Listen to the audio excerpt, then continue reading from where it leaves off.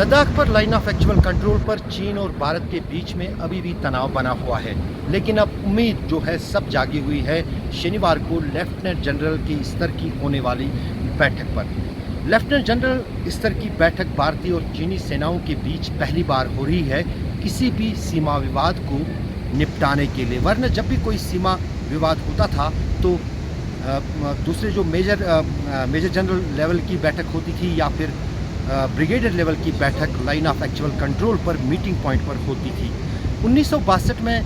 चीन के साथ युद्ध के बाद जो दोनों देशों के बीच सहमति बनी है उसमें एक सहमति ये भी हुई है कि लद्दाख क्षेत्र में अगर नियंत्रण रेखा यानी लाइन ऑफ एक्चुअल कंट्रोल पर कोई तनाव की स्थिति बनती है तो इसको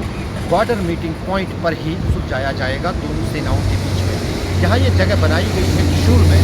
जहाँ पर दोनों सेनाओं की बैठकें होती हैं, हमेशा साल भर ये होती रहती है। ये जगह जो है दोनों सेनाओं के बीच एक दूसरे के बीच जो है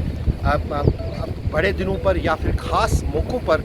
आदान प्रदान करने के लिए, एक दूसरे से मिलने के लिए, यहाँ तक कि कई बार एक दूसरे के साथ ये चीनी सेनाएं जो है आपस में यहाँ पर मैचेस भी खेला करती थी। लेकिन अब नवीयत कुछ दूसरी है क्योंकि सीमा पर तनाव बना हुआ है और उस बीच अब जो बातचीत है वो शनिवार को होगी त्रिशूल की इसी मीटिंग पॉइंट पर, जहाँ पर दोनों सेनाओं के दल मिलेंगे। भारत की तरफ से लद्दाख में जो 14वीं कोर है उसके लेफ्टिनेंट जनरल होंगे और जबकि चीन की तरफ से तिब्बतियन डिवीज़न जो चीनी सेना का है उसके लेफ्टिनेंट जनरल इस बैठक में रहेंगे और साथ ही साथ दोनों सेनाओं की तरफ से अफसरों का, जिसमें सेना के अफसर भी शामिल होंगे, एक दल होगा।